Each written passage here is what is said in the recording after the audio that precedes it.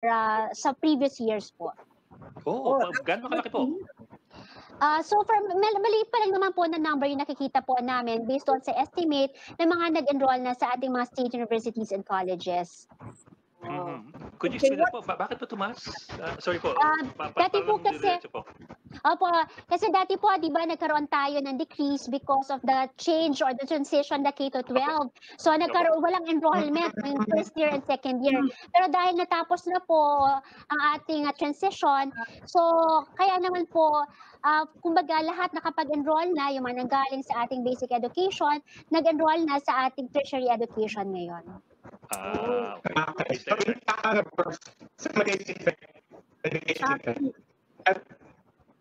Shopee yata yung dating. Zero. So, parang baseline effect, no? Sige po. Ma'am, may nakakarating ba sa inyong mga kasi kapag ang kausap namin yung sa basic education, elementary to high school, napakaraming problema ng mga schools eh.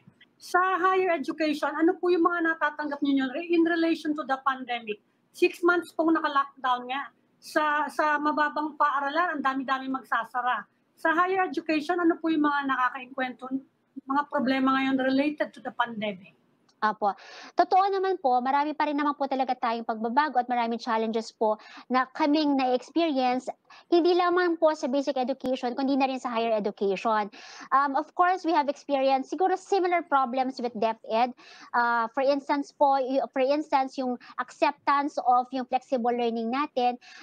Una po kasi yung inaakala ng ating mga stakeholders o ng ating mga parents ay limited lang ito sa online learning. Yun na po ang ina-emphasize namin. Ang flexible learning po ay hindi lang nakafocus sa online learning. Meron na tayong po tinatawag na offline learning at blended learning para sa ganun po, ang mga estudyante natin na may problema sa koneksyon ay mabibigyan pa rin po natin ng tamang edukasyon o sapat na edukasyon. Meron bang particular sector na may problema? Kasi parang mga balita namin, especially yung mga maritime schools, mapipilitan daw sila magsara kasi walang enrollment. Dahil hindi nila inaasahan na karamihan dyan gusto magkatrabaho sa mga culinary school, nagsarahan daw.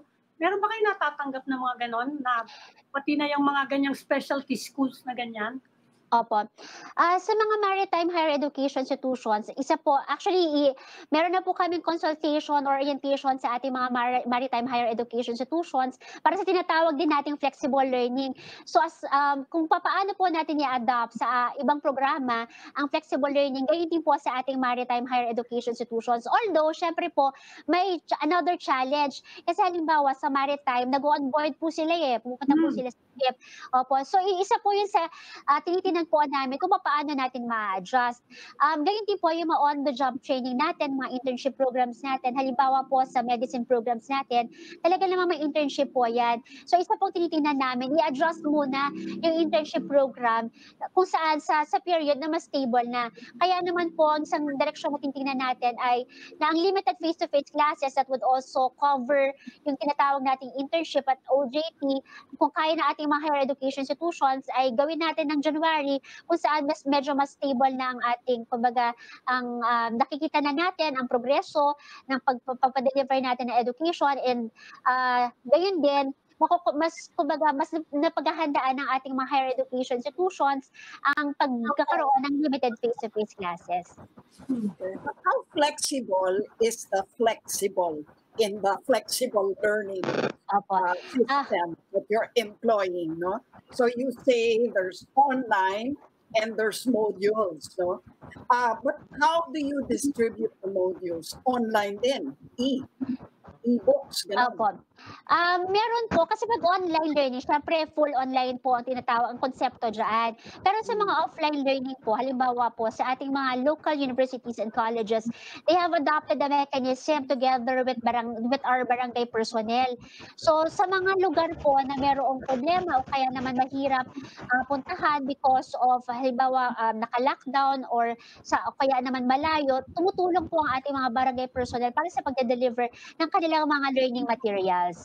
Sa barangay pa rin ang pupunta sa bahay. student. Opo. Sa ating mga local universities and colleges, ito po ang ginawa nila na mekanismo. Ang ating po kasi mga local universities and colleges ay of course, katulong nila ang ating mga local government units and agencies para sa gano'n ay makapag-deliver din ng education. Sa ating mga Paano yung mga halimbawa submission ng mga papers, kasi yan ang marami sa sa college, no? Thesis, on. How do you get around that, especially in those LUCs? Opo. Gayun din po, so pwede rin po sa barangay, iba-iba po sila ng mekanismo eh. Pwede rin naman po kasi usually naman po ang mga local universities natin, nasa community yan. So malapit din po sa ating mga estudyante. So kaya naman po, isang paraan nila, kung hindi man pick upin siguro ng ating mga teachers o kaya naman ating mga faculty members, yung mga barangay po ang pwedeng umikot para sa ganon ay kumuha ng kanilang mga sagot o kaya naman ay yung mga assessment nila para sa mga estudyante po. So wala nang lecture masyado for the offline. Kanya-kanya. Opo. Kasi po sa flexible learning, of course, ang sinasabi natin, learners, student-centered approach. Ibig sabihin, talagang malaking independence na binibigay natin sa ating mga estudyante para sa ganon ay matuto sila on their own. Paano yung mga halimbawa medicine, no? Kanina napag-usapan sa hearing, no? Paano yun? Kasi usually kumukuha pa sila ng mga di ba, ng mga cadaver. I mean, that's a basic part of medical school. Paano yun? They will do away with that for this school year during the pandemic.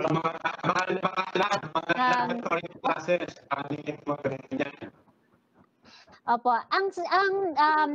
Although binibigyan namin ng flexibility ang ating mga higher education institutions, sinasabi namin kailangan yung outcomes as based on our policy standards and guidelines na follow pa rin nila. So dapat i-adjust nila ang kanilang calendar para sa ganun po, yung mga lecture na part, unahin nila sa panahon na ito, yung mga ating mga programa na nangangailangan po ng internship o kaya naman yung sinasabi po ninyo na kailangan talaga na may interaction ay gagawin po nila siguro ng second sem para sa ganun mas mapaghandaan. Pero if I may also point out po, meron po tayong mga private higher education institutions na may mga virtual simulation na rin po ng mga ganitong aspeto po.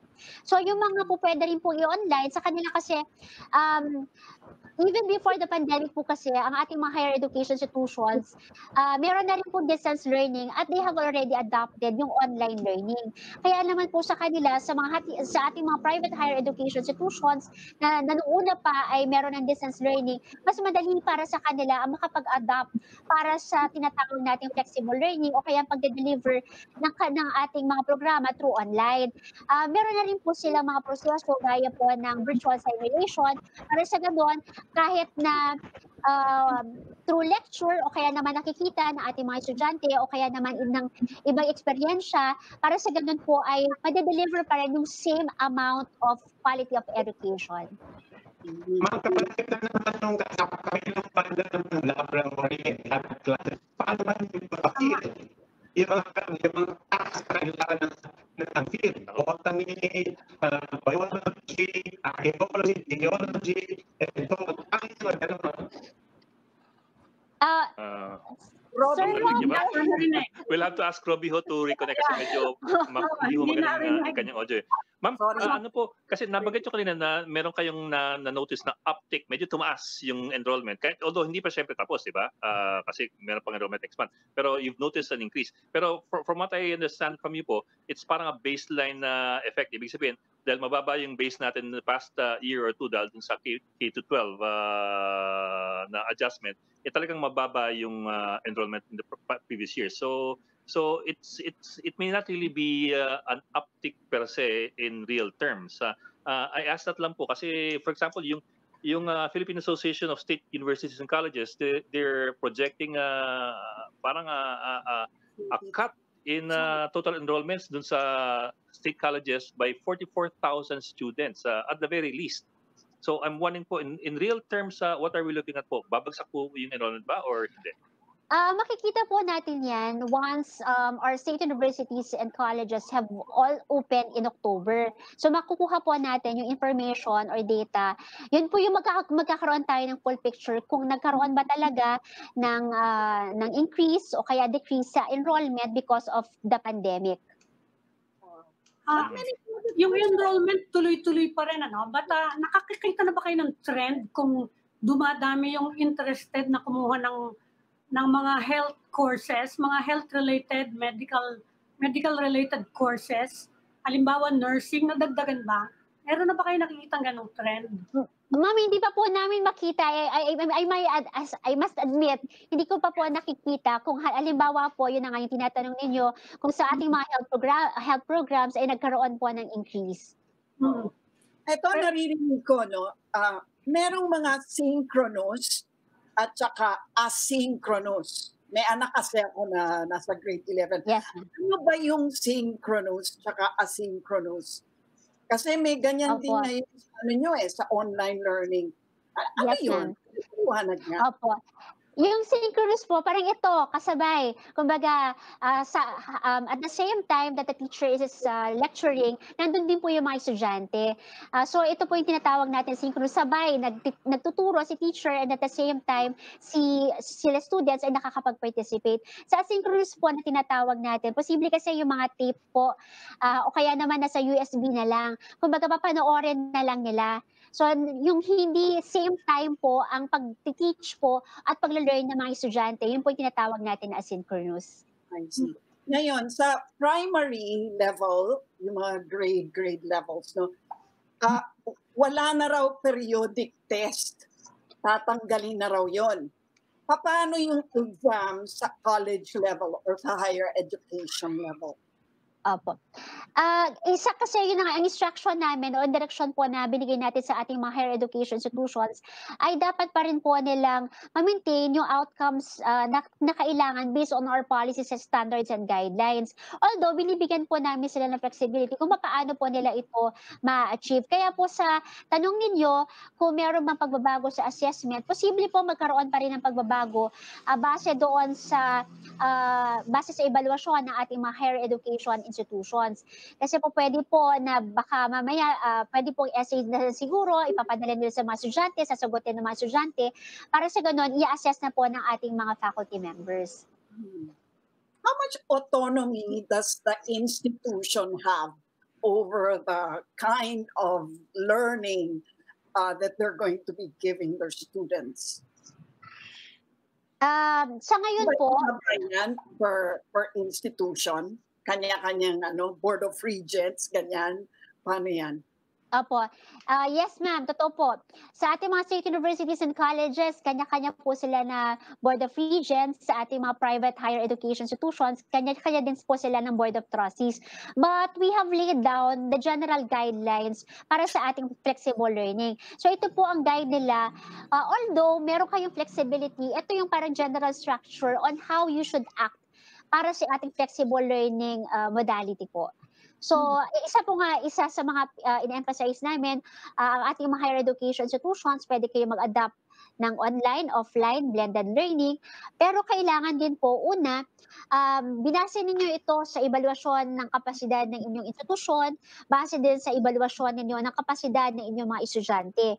Ganyan din po, isa din po sa in-emphasize namin ay dapat yung outcomes po ay dapat i-follow pa rin at i-maintain ng ating mga higher education institutions.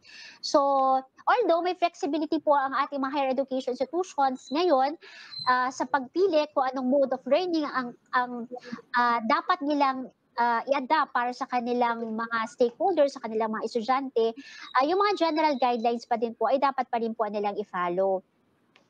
In the meantime, naghahanda ba kayo for a face-to-face? Kasi nabanggit nyo, siguro by January, baka pwede nang payagan yung face-to-face. Are you preparing for a possible earlier face-to-face learning mode? Kasi sinasabi ng DTI, okay na sila mag-MGCQ kahit Metro Manila. Kung masusunod daw yung mga health protocols. Baka yung mga area na mababa ang COVID, ini-endorse nyo ba na mag face-to-face learning na? Kahit combination? Apo. Sa ngayon po kasi, ang sabi po kasi sa IATF resolution, nakabase sa CHED guidelines that we will issue. We have already finalized po our CHED guidelines on limited face-to-face.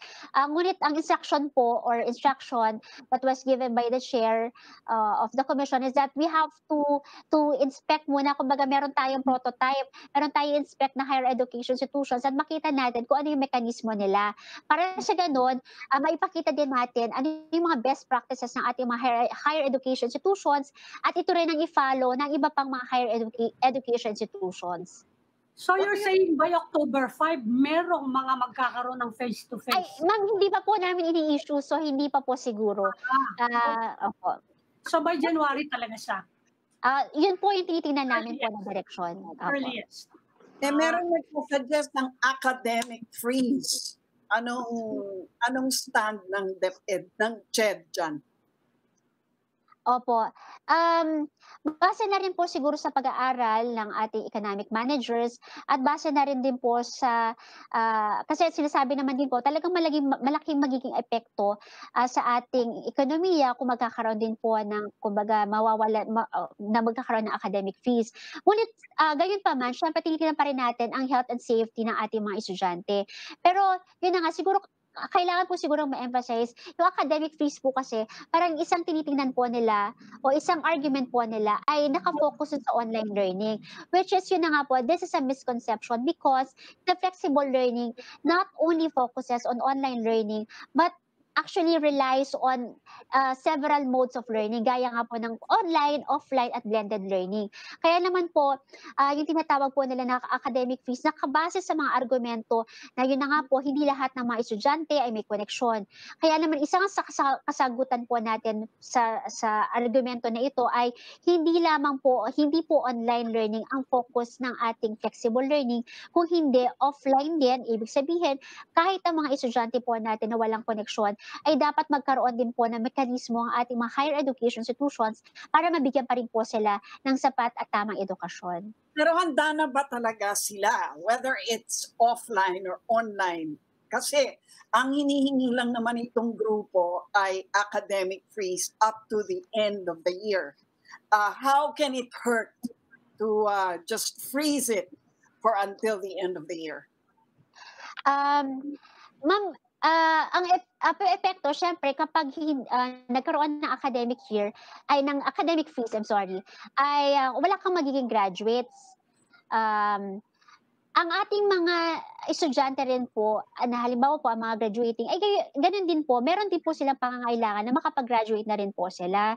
So, siguro po yung tinatawag nila na, yun na nga yung misconception, yung mga argumento po nila sa academic fees, nakabase sa mga argumento na, yun na nga po, hindi din naman po, kumbaga, may mga grounds, we have already addressed naman din po some of their concerns. Kasi pwede namang hindi na lang kayo mag-summer break, di ba? Sinabi na rin naman ni CHED Chairman De Vera that they're free, the institutions are free to do away with a summer vacation and just hold 2 semesters for next year in order to make up for the lost time. So, hindi kaya practical nga na January na lang ang start ulit? Ma'am, marami na po sa ating mga higher education institutions din po nag-open ng September at October. Kasi yun na nga po, as early as May naman po, naghanda na rin ang ating mga higher education institutions, of course, sa pamamagitan na rin po ng guidance ng ating CHED chair, kung paano po nila, how they will now open the academic year. They have already trained their faculty members. They have already created the necessary materials so that they can adapt to this new normal.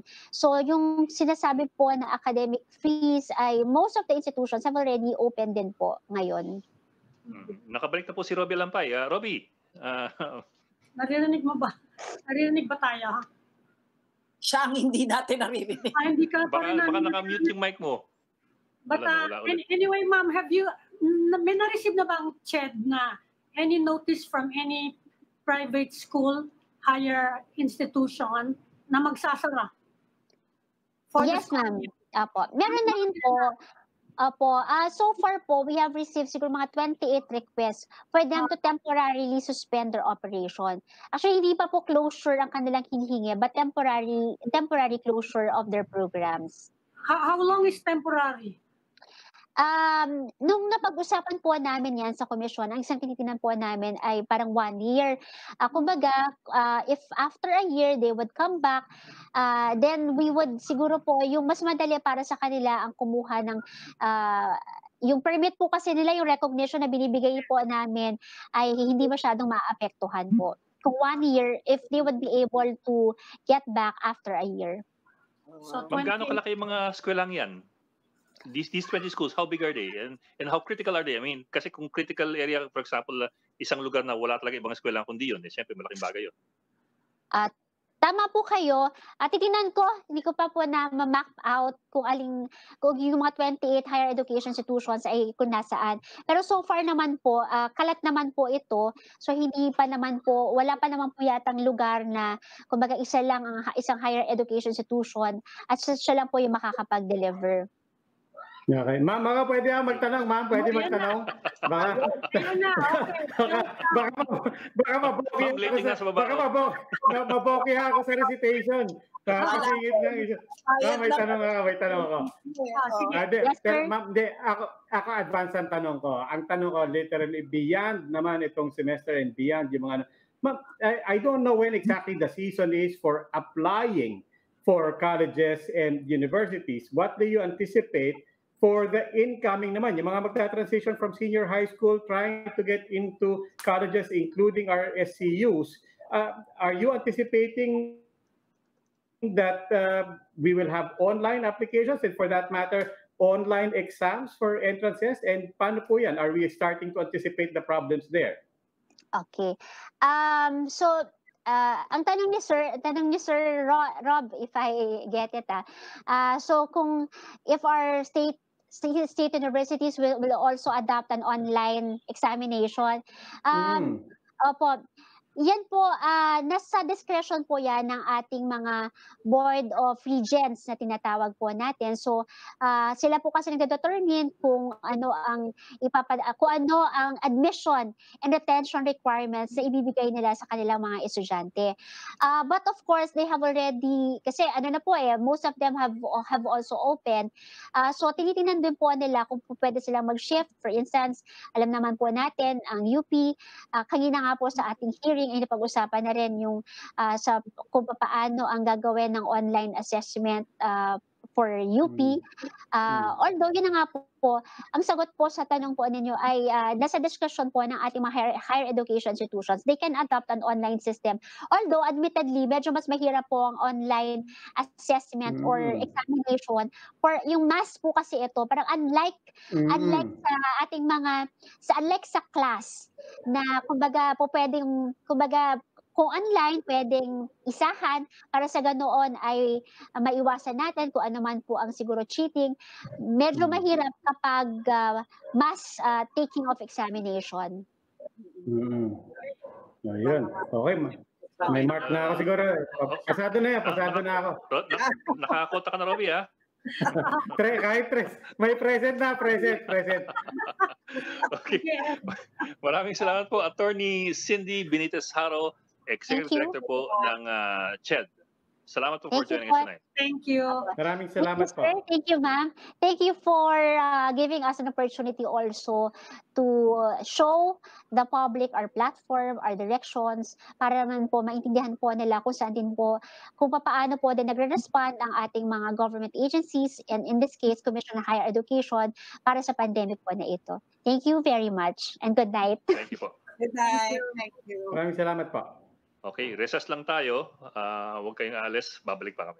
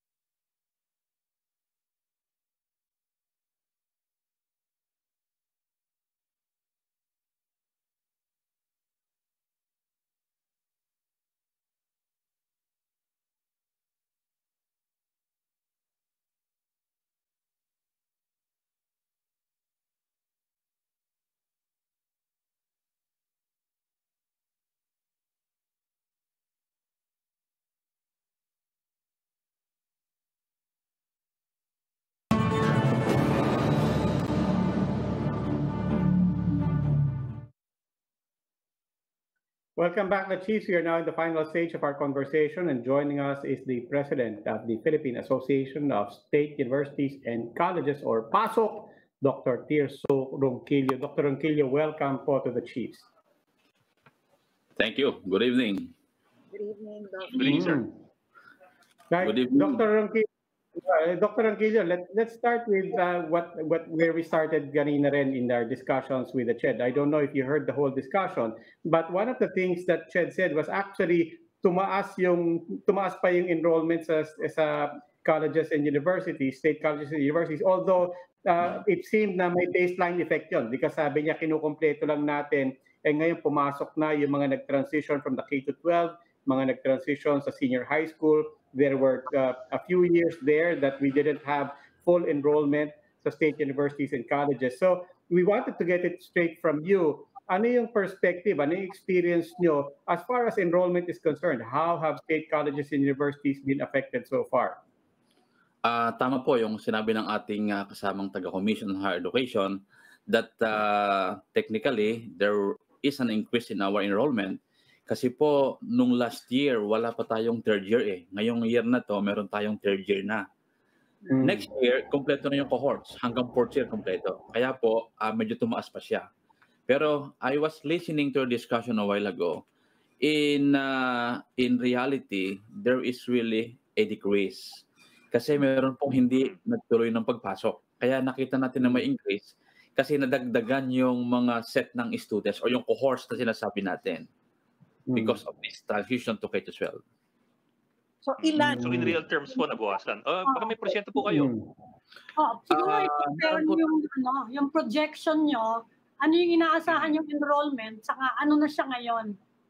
Sa atin pong survey, last year po, ang ating enrollment sa state universities and colleges, I'm only speaking on behalf of state universities and colleges, last year po, mga 1.29 million tayo eh.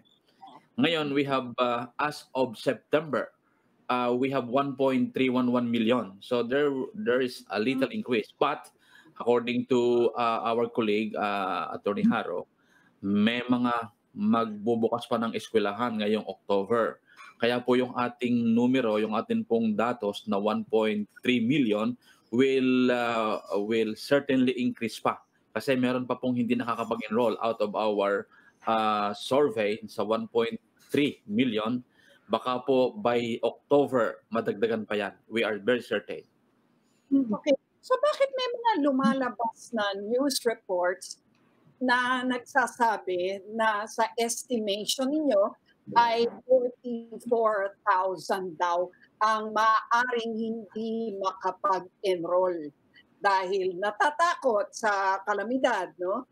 Natatakot mahawa, walang online facilities, at kung ano-ano pang mga dahilan. Saan kaya nanggagaling yun, sir? Actually, yan po ay galing sa ating result ng ating survey from our 112 state universities and colleges. Tama po yun, datos natin. Based on our survey, based on the responses of the 112 state universities and colleges, yun pong 44,000 is a figure from our undergraduate students na hindi magtutuloy. Kahit nga po yung mga nag-aaral ng masteral degree nila, meron pa rin hindi magtutuloy. Sa atin pong datos, mga 5,000 of them who are enrolled in the grad school will not pursue their studies by this year. Sa doctoral naman po, yung mga nag-aaral ng doctoral, mga around 1,000 based on our survey, they responded, they told us that they will not pursue this year their enrollment. Even in senior high school and in K-12, kasi po sa atin pong state university system, we do offer some of our SUCs are maintaining our basic education. Kasi nag-offer po tayo ng mga laboratory school, and some of us even offer integrated school based po sa ating survey. Mga around sa senior high, mga around 2,500 po ang hindi magtutuloy ng kanilang sang-ayon sa kanilang sagot sa atin nung tayo mag-survey. And around sa kinder hanggang grade 10 po, mga around 1,500 ang hindi magtutuloy ng kanilang pagpasok this year. So sa survey niyo po on higher education lang, ano po yung pinakamalaking reason na sinasite nila? Kasi sa basic education, alam namin, yung mga parents natatakot na mahawa yung mga anak, Saka yun nga, malaking problema yung financial. Saka wala silang gadget, walang pera, walang ano. Ano po yung sinasite nila sa survey na pinakamalaking reason? Base po sa kanilang responses, majority po ay economic reason. Though there are some of them or still many of them, ganun din po, may mga anxiety. Pero marami po ay economic reasons. Kasi lahat na epektuhan, walang trabaho yung magulang nila, no? Meron diyang mga galing sa ibang probinsya, nag-aaral sa ibang probinsya, na dahil sa nangyari ngayon, hindi sila magtutuloy ng kanilang pag-aaral. Pero sabi nga po ni Ma'am Cindy, may misperception daw kasi na sa flexible learning ay panay online. Tila hindi raw naintindihan na pwede namang mag-offline. Ano masasabi? Tama po yun. Kaya po tinawag siyang flexible. Flexible learning, hindi po online learning. When we say flexible, it depends on the pace ng learning. It depends on the location of learners, kung asan sila. It depends on their connectivity. Meron ba silang connectivity? Kasi base po sa ating survey, marami rin sa ating mga students ang wala talagang internet connection. Sa atin ng survey, on the average, mga around 30% lang sa kanila ang may internet connection. At meron din po sa ating datos, mga 7% talagang walang means of communication, kahit cellphone wala. Ibig po sabihin, base sa identified learning outcomes per subject, it has to be identified based on our curriculum and syllabi. For every subject, may identified or defined learning outcomes. So, ibig sabihin, doon po ibabatay. Kahit paanong iyong gawin na assessment, kung ang iyong available na means ay internet, ito yung pwedeng gagawin to meet these outcomes. Kung ang available lang ay cellphone, ito yung activity for this learning outcome. Kaya po flexible That's why it is termed flexible. And kung ikaw naman na may internet, let's say in my class, in a class of 40 students, posible po na 30 students lang ang may connection sa internet. So they can learn synchronously, sabay-sabay yung teacher at yung bata, nakahook, real time yung pag-uusap. Yun pong 10, posibleng padadalhan ng module or posibleng papadalhan ng USB stick para sila kung may computer sa bahay, they can do it, they can browse it. And the teachers, based on our direction or in our instruction or our practice, we are opening the line of communication of teachers para anytime yung bata magkonsulta, asynchronously, we should also entertain. That's why it is called flexible po. Dr. Ronquillo, sa isang banda po, gaya po ng sinabi natin, nominally, dumami ang nag-enroll, but in reality, if we take into consideration yung expected cohort natin, actually bumaba kasi nga we know for a fact na maraming hindi nag-enroll. Ano po yung effect nun at ground level, particularly sa classes? Marami po bang mga classes na basically kaunti ang laman ng klase and therefore kinakancel na lang ang classes? Dahil madalas mangyari sa college yan, di ba? Yung hindi na puno, kumbaga, and there's not enough students to fill up a class. Are we having to contend with a lot of classes being suspended, and are we basically limiting the options for the students? Sa ngayon po, parang hindi na issue yung magsususpende ng classes kasi kukunti yung students. Depende po sa programs. May mga program talagang oversubscribe. Marami nag-enroll. Pero kahit po hindi siya masyadong subscribe, tuloy yung klase kasi online naman May mga experience nga po kami. On the extreme, pwedeng sobre, pwedeng hindi 40. Ang amin po kasing average class size sa SUC or State Universities and Colleges, mga around 40. Minsan, kulang ng teacher kasi it take us some time to hire qualified teacher. Minsan po, after a month na, may darating na teacher. So, we at times distribute students kasi you can accommodate naman kasi online. And asynchronous yung iba. So, we can handle that. Kaya po, parang ngayon, less na yung probability or baka remote case na lang talaga yung titigil yung klase kasi hindi puno yung klase. Tuloy po lahat ngayon ng klase. Kasi online niya po. Okay. Well, kaya nga ang tanong ko rin, kung gano'n naman pala ka-flexible, no? And you're making it accessible, there should be no reason for them to not enroll based on their fears, no? Kasi they don't even need to step out of their homes, no? The modules are gonna come to them kung offline, kung online naman, lalong madali.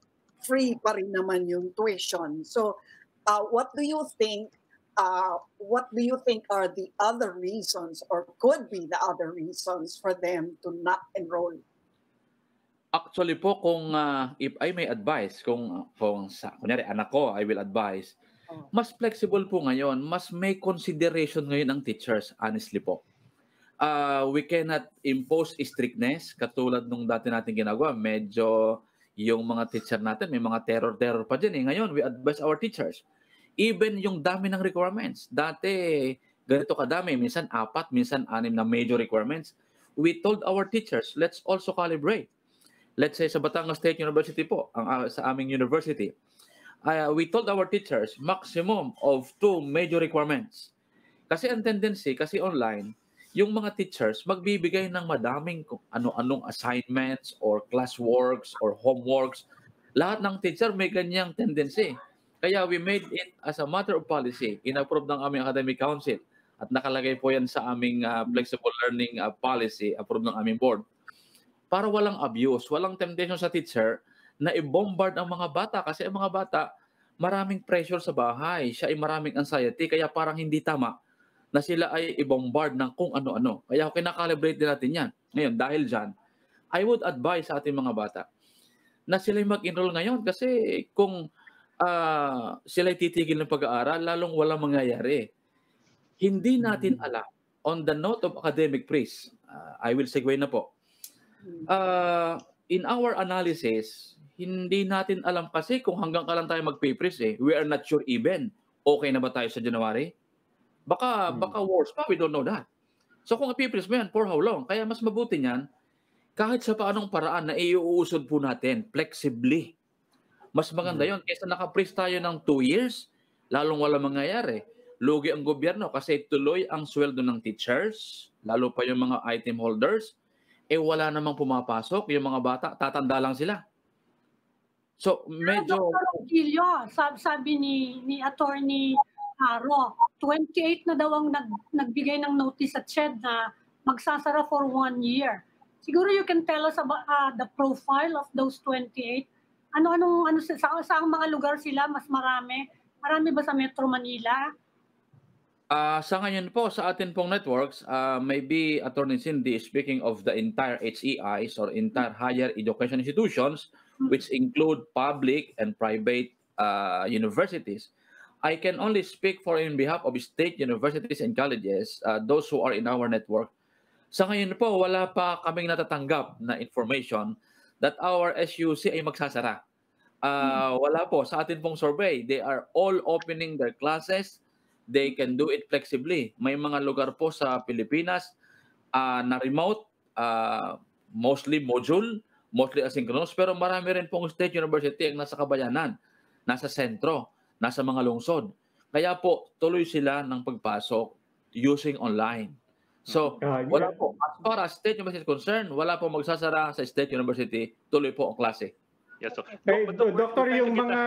Doon sa kasi sabi nga ninyo kanina nominally tumaas yung enrollment pero in real terms nga talagang bababa siya. We're trying to get a handle pa rin on by how much or by how many percent kasi although you do represent state colleges universities nga pero baka sa private sector naman malaking impact nung kung bumagsak ang enrollment dun sa kanilang revenue stream at mas malaking possibility sila magsasara.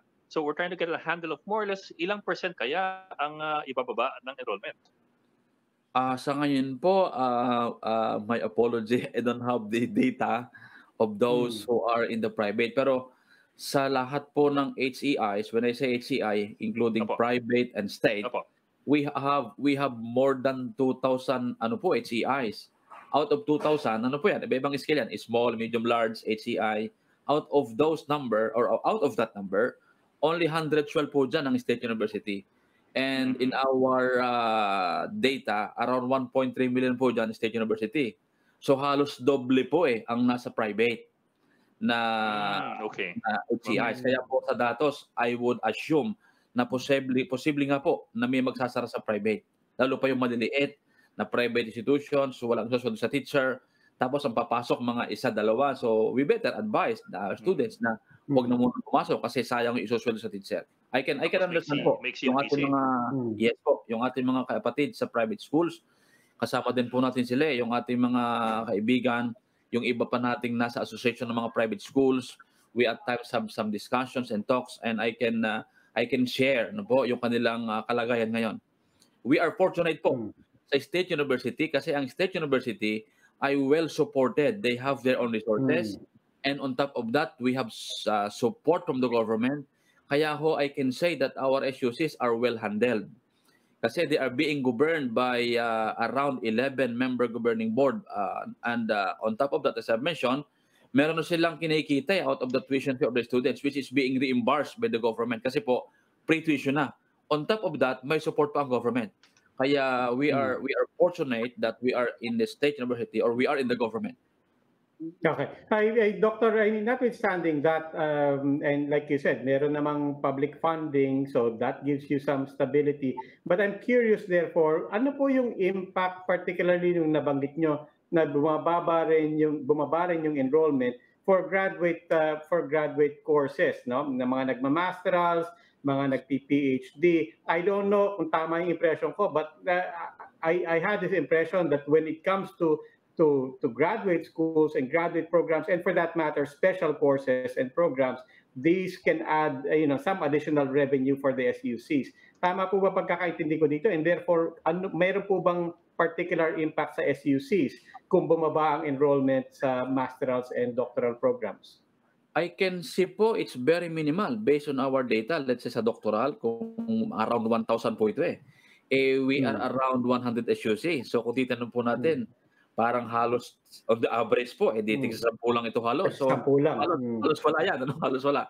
Though hindi naman lahat sa amin ay nag-o-offer ng grad school, but even though, halos kasi marami naman tayong estudyante sa undergrad kaysa sa graduate school, halos halimbawa sa amin, tumaas naman yung aming enrollment ng undergrad, let's say for Batangas State. Pasensya na po kayo, always get the example Batangas kasi yan ang meron akong ready data.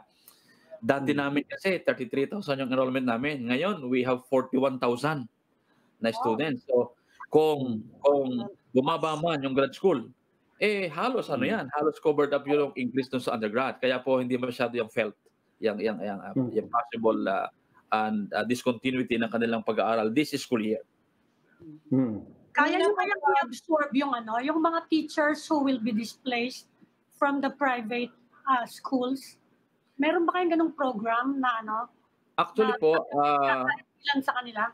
Actually po ma'am, kasama po yan. May programa po ang gobyerno, yung Bayanihan 2. There is a support of 600 million for the faculty of private and even public na mga na-displaced na teacher. Meron pong ayuda ang gobyerno dyan. Isinama po yan sa Bayanihan 2.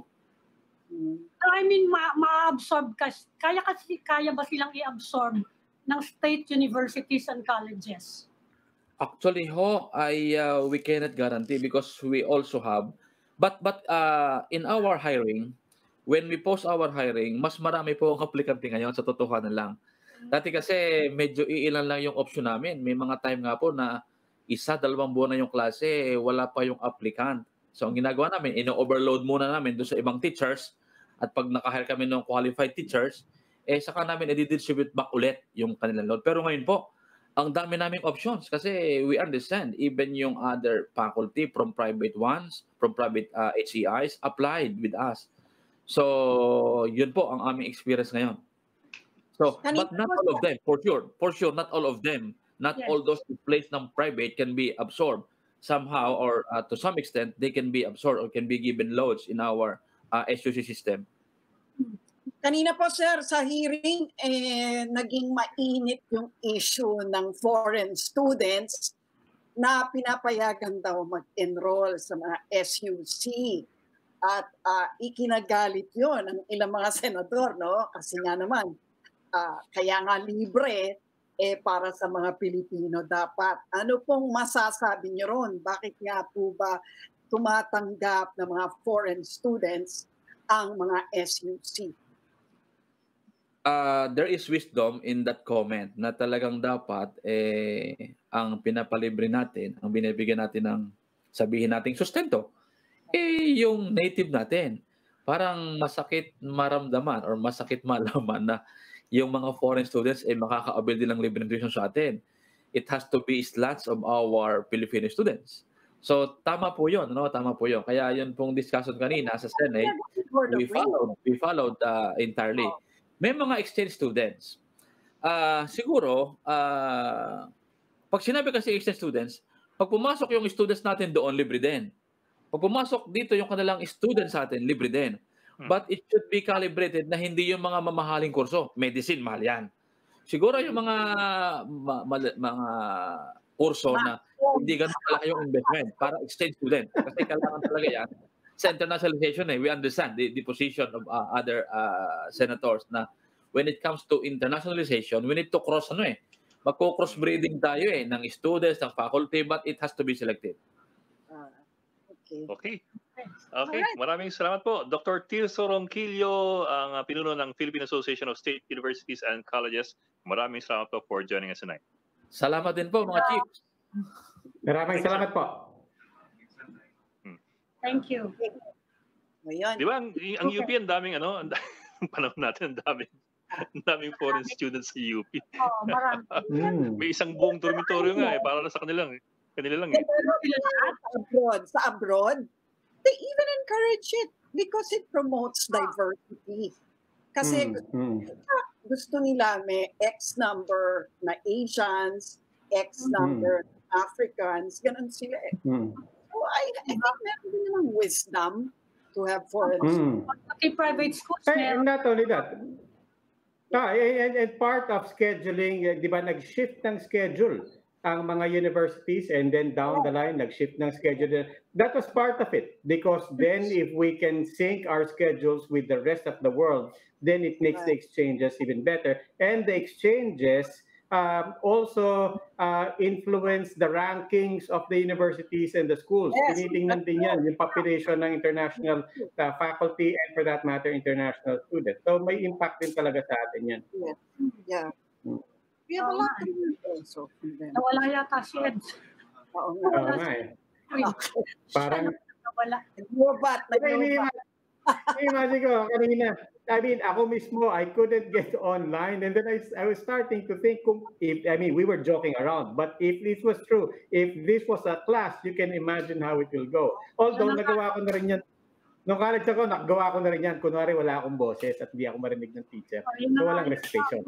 Paano kapag ganyan yung mga tinuturuan mo, Lucy? Lagi ko alam eh.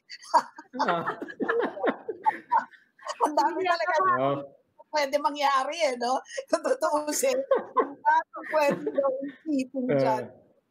Ayan. Narinig niyo po yan kay Lucy Cruz Valdez. Si Lucy Cruz Valdez po nagbigay sa inyo ng payo na ganyan. Ayan na si Ed. Balik na si teacher, Ed. I'm back to say goodbye. Sige. Okay. That will be all for this Monday edition of the Chiefs. We hope what this discussion will keep the conversation going. I'm Edwin Alpa News. I'm Ami Paminton of the Philippine Star.